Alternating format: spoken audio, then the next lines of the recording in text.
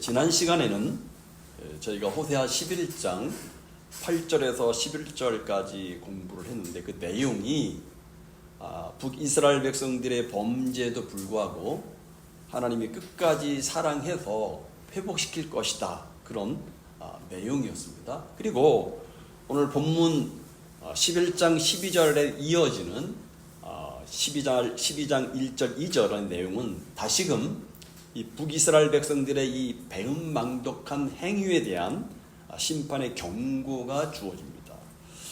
다시 본문 11장 12절을 보니까 에브라임은 거짓으로 이스라엘 족속은 속임수로 나를 에워쌌고 유다는 하나님 곧 친실하시고 거룩하신 자에게 대하여 정함이 없도다 라고 말씀합니다. 여기 에브라임과 이스라엘은 모두 북이스라엘을 가리키는 말입니다. 하나님은 신실하시고 거룩하신 분이십니다.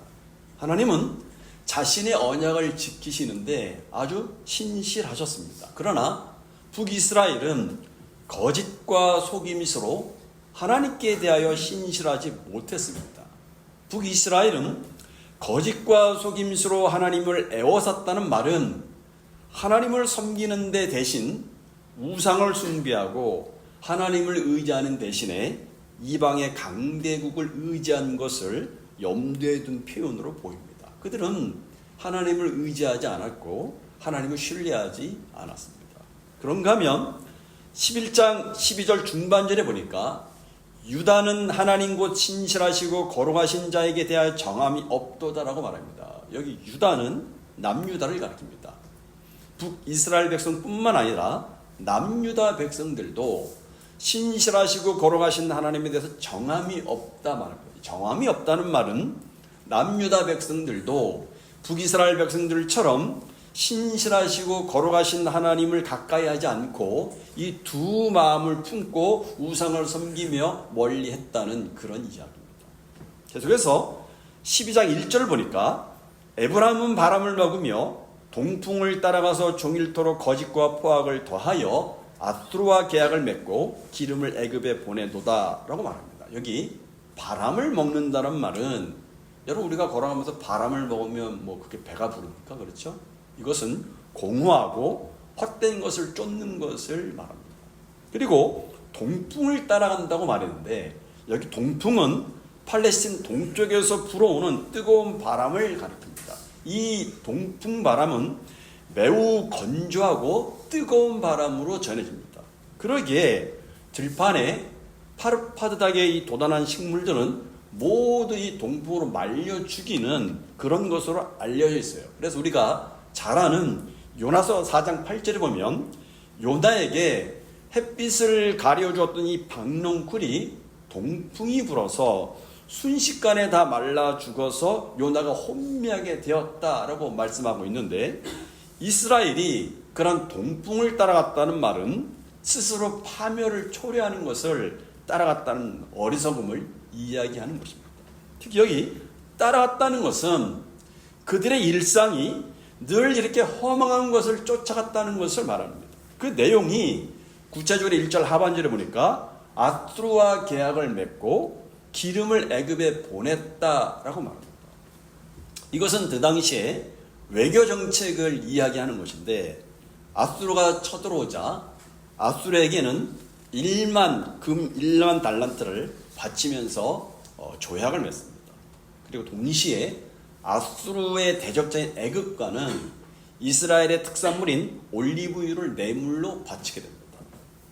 이 모든 것들이 하나님을 의지하기보다는 아수르와 애굽을 양다리를 걸친 외교 정책을 펼치는 거예요. 그러나 결국은 그들 스스로 가는 외교 정책이 스스로 올무에 걸리고 말게 됩니다.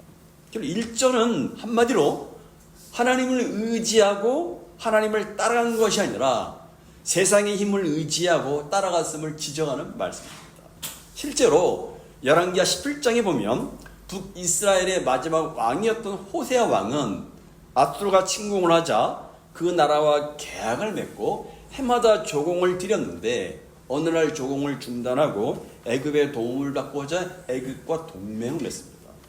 그러니까 그 일로 아수르가 화가 난 거죠. 그래서 아수르가 분노를 하고 결과적으로 아수르의 침공을 받게 되었는데, 자기네들이 기대했던 애굽의 도움을 받지 못하고 결국은 아수르를 통해서 나라가 멸망을 당하는 그런 비극적인 일이 일어나게 됩니다. 계속 2절을 보겠습니다. 2절을 보니까 여호와께서 유다와 논쟁하시고 야곱을 그 행실대로 벌하시며 그의 행위대로 그에게 보응하시리라 말씀합니다. 이것은 유다를 포함해서 전체 이스라엘이 하나님께 큰 범죄를 했고 그에 따른 하나님이 책벌을 하시겠다, 이런 이야기입니다. 여기서 유다와 논쟁하시고라고 말할 때 이 논쟁에 해당하는 이 원어의 의미가 종종 법적인 소송의 의미로도 사용되는 단어입니다. 그러니까 하나님께서 유다에 대해서 소송을 제기할 것이라는 그런 의미입니다. 유다의 죄에 대해서는 호세아 11장 12절에서 언급한 바가 있습니다. 유다 역시 북이스라엘과 크게 다르지 않았음을 지적했습니다. 북이스라엘의 말기와 겹치는 시대가 남유다의 므낫세 왕 시대입니다. 그야말로 남유다의 므낫세 왕 시대는 남유다 왕국으로서는 아주 최악의 그런 상황이었습니다. 그렇기 때문에 그때에 하나님께서 유다의 바벨론 포로를 확정하셨고, 그것이 보여주는 것은 그 당시 남유다의 죄악이 얼마나 절정에 달았는가를 보여주는 것입니다. 유다에 대해서는 논쟁, 즉 소송을 제기할 것이라는 말씀에 이어서 야곱을 그 행실대로 벌하시며라고 말씀합니다. 여기 야곱은 남북 이스라엘을 전체 대표하는 인물이죠. 조상이죠. 그러니까 한 민족으로서의 이스라엘 전체를 포함한 표현이 바로 야곱입니다. 그러기에 이것은 유다를 말하고 있지만 북이스라엘도 포함을 해서 이야기하는 말씀입니다. 그렇기 때문에 여기에 벌하시고라는 말씀은 하나님께서 직접 이스라엘을 치시겠다 말씀하시는 겁니다. 그런데 그 처벌의 근거가 뭐예요? 야곱의 행실이라고 말합니다. 여기 야곱의 행실이라는 것은 어떤 이기적인 삶, 자기중심적인 삶, 어떤 세상적인 욕심을 따라 산 삶을 가리키는 표현입니다. 그리고 이것은 전체 남북 이스라엘이 그와 같은 삶을 살았음을 이야기하고 있는 거예요. 그렇기 때문에 결국은 하나님께서 징벌하실 것이라는 측면에서 그 행실대로 보응하실 것이라고 말씀하신 것입니다. 그리고 이어서 3절에서 5절 말씀은 야곱의 행실의 근거에서 북이스라엘 백성들에게 회개를 촉구하는 말씀입니다. 3절, 4절을 다 같이 한번 읽어보겠습니다. 다시 한번 시작. 야곱은 모태에서 그의 형의 뒷발꿈치를 잡았고 또 힘으로는 하나님과 겨루되 천사와 겨루어 이기고 울며 그에게 간구하였으며 하나님은 베델에서 그를 만나 주셨고 거기에서 우리에게 말씀하셨나니. 여기 그렇습니다. 야곱은 모태에서부터 하나님을 기다리지 못하고 형의 뒷꿈치를 잡고 형을 이기려고 했던 사람입니다. 그리고 우리가 잘 알듯이 그가 성장하면서 형 에서의 배고픔을 이용해서 팥죽 한 그릇으로 장자권을 탈취했고 나중에 눈먼 아버지 이삭을 속여서 축복을 가르쳤던 사람입니다. 그것은 하나님의 주권적인 계획, 그리고 하나님의 선하신 뜻을 따라서 이루시는 하나님의 섭리를 야곱이 신뢰하지 못했기 때문에 행한 일이었어요. 그런데 야곱의 이기적이고 자기중심적인 삶은 거기에서 그친 것이 아니었죠. 우리가 잘 아는 대로 외삼촌 라반의 집에서 아내를 얻기 위해서 14년 동안에, 그리고 경제적인 부를 위해서 마지막 6년 동안의 양을 칠 때에 얼룩달룩한 양을 자기 재산으로 삼아서 큰 부를 이루지 않았습니까?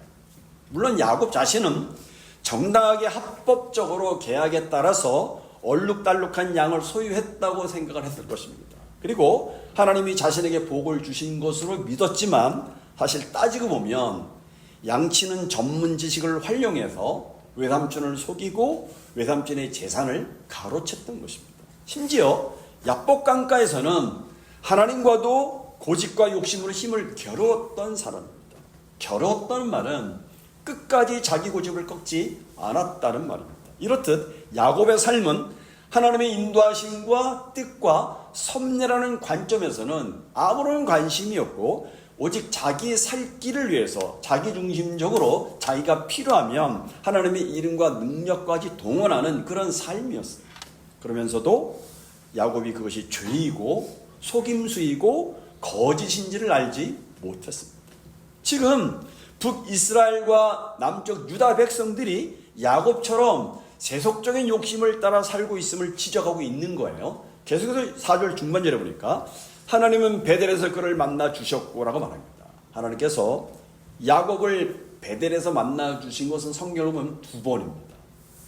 한 번은 야곱이 고향을 떠날 때입니다. 창세기 28장 15절에 보면 내가 너와 함께 있어 내가 어디로 가든지 너를 지키며 너를 이끌어 이 땅으로 돌아오게 할지라 내가 내게 허락한 것을 다 이루기까지 너를 떠나지 아니할 것이다 라고 약속해 주십니다.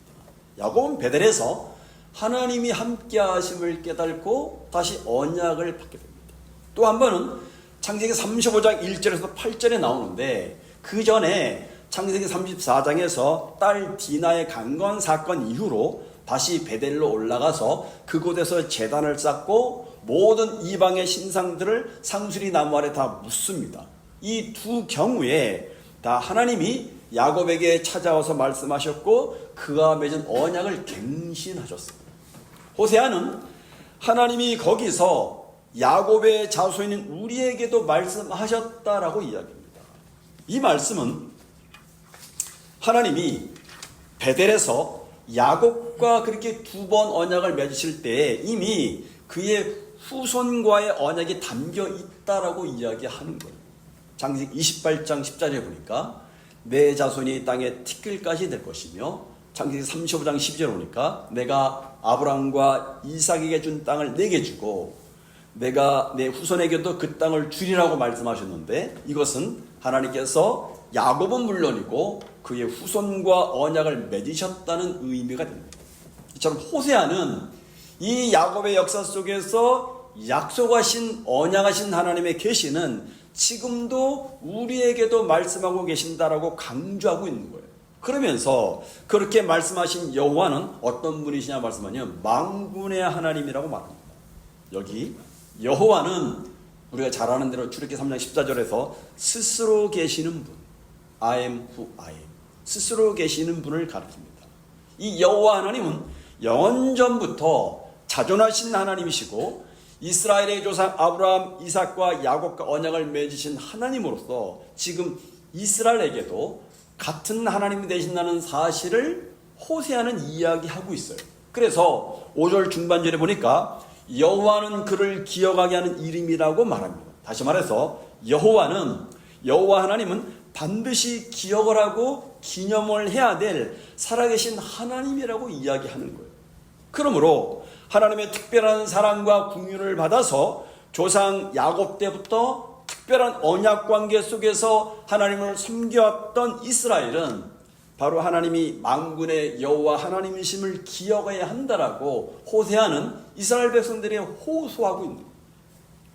마지막으로 6절을 보겠습니다. 같이 읽어보죠. 시작. 그런즉 너희 여호와께로 돌아와서 인애와 정의를 지키며 항상 너희 하나님을 바랄지어다. 여기 앞에 3, 4절은 야곱의 행실을 근거로 북이스라엘의 죄악을 지적한 부분이었어요. 그리고 이어진 6절은 역시 야곱이 그러했듯이 이스라엘을 향해서 회개를 촉구하는 말씀입니다. 여기 하나님께로 돌아와서라는 표현은 두말 나위 없이 회개를 촉구하는 표현입니다. 그런데 6절 말씀을 자세히 보면 세 가지 동사가 나옵니다. 돌아오라, 지키라, 바라라, 그런 동사입니다. 이것은 하나님께서 요구하는 것이 무엇인지 진정한 회개의 삶의 증거가 무엇인지를 보여주는 말씀입니다. 그렇다면 진정한 회개의 표시, 돌아옴의 표시는 무엇이라고 말합니까? 세 가지를 말하는데 첫째는 인애를 지키라는 것입니다. 인애에 해당되는 히브리어 헤세드는 하나님께서 당신의 백성들에게 한결같이 베푸시는 언약적인 사랑을 나타내는 단어입니다. 그런데 이 단어가 하나님의 백성들을 향할 때에는 하나님을 향한 백성들의 변함없는 충성과 헌신을 나타냅니다. 즉 하나님께 회개하는 것은 그냥 잘못을 시인하는 것으로 입술로 끝나는 것이 아니라 다시 하나님께 충성과 헌신을 해야 한다는 뜻입니다. 한마디로 말하면 진정한 회개는 언약의 신실한 삶으로 나타나 보여야 된다 이야기하는 거예요. 두 번째는 정의입니다. 정의를 지키라는 거예요. 여기 정의에 해당되는 히브리어 미시파트는 하나님의 의로우신 성품을 나타냅니다. 아울러 법에 입각한 엄정하고도 바른 판단을 내리시는 하나님의 심판을 시사합니다. 그러나 이 단어가 우리 성도들에게 적용될 때는 진리에 합당한 올바른 삶을 살라는 의미입니다. 즉 하나님의 바른 진리의 말씀에 순종하는 삶을 살라고 이야기합니다. 이처럼 참된 회개는 완전히 가던 길을 돌이켜서 하나님의 뜻에 순종하는 삶과 함께 충성과 헌신하는 삶을 이야기한다는 거죠. 마지막 세 번째는 항상 너희 하나님을 바라보라는 겁니다. 그것이 진정한 회개의 모습이라는 거예요. 여기 항상으로 번역된 히브리어 타미드는 문자 그대로 계속성, 부단성, 규칙성을 강조하는 단어입니다. 그러니까 하나님과의 교제가 단절 없이 끊겨지지 없이 계속해서 유지되는 관계를 나타내는 표현입니다. 목적론 측면에서 보면 하나님을 바라본다는 것은 언약에 신실하신 하나님을 의지하라는 이야기입니다. 이처럼 하나님께로 진정으로 회개하고 돌아왔다는 증거는 하나님의 은혜에 합당한 삶, 하나님과의 바른 관계에 있는 삶은 인애와 정의와 하나님을 바라보는 의지하는 삶이라고 이야기합니다. 오늘 말씀을 통해서 주시는 교훈을 좀 생각해보세요. 오늘 하나님은 호세아 선지자를 통해서 북이스라엘이 물론 남유다의 모습을 야곱의 행실에 빗대어 말씀하셨습니다. 지금 유다와 이스라엘이 거짓과 속임수로 포악을 일삼으면서 야곱처럼 살아가고 있어요. 그런데 하나님은 그런 유다와 논쟁을 하고 그런 이스라엘과 만군의 여호와 하나님으로 싸우면서 그들을 야곱처럼 변화시키겠다 말씀하시는데 그 변화시키는 방법 중에 하나가 뭐냐면 이스라엘을 심판하셔서 벌을 주시겠다, 징계하시겠다는 거예요. 여러분 생각해 보세요. 벌 받는 이스라엘이 힘들고 고통스러울까요? 아니면 벌을 주시는 하나님이 더 힘들고 고통스러울까요? 당연히 하나님 아버지의 마음이 더 고통스럽습니다. 그것이 호세아서에서 우리가 만나야 되는 하나님의 마음.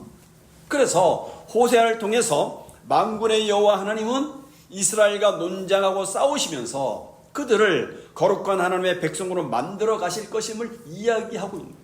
그리고 하나님은 그렇게 논쟁하고 싸우시면서 저와 여러분을 고치시고 다듬으면서 세워가고 계신다는 사실을 이야기하고 있는 거예요.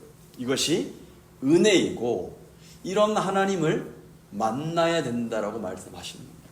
여러분, 하나님과 우리와의 관계는 우리를 우리보다 더 사랑하시고 위하시며 아끼시는 하나님의 사랑에 우리가 사랑과 믿음으로 반응을 해야 될 언약적인 관계입니다.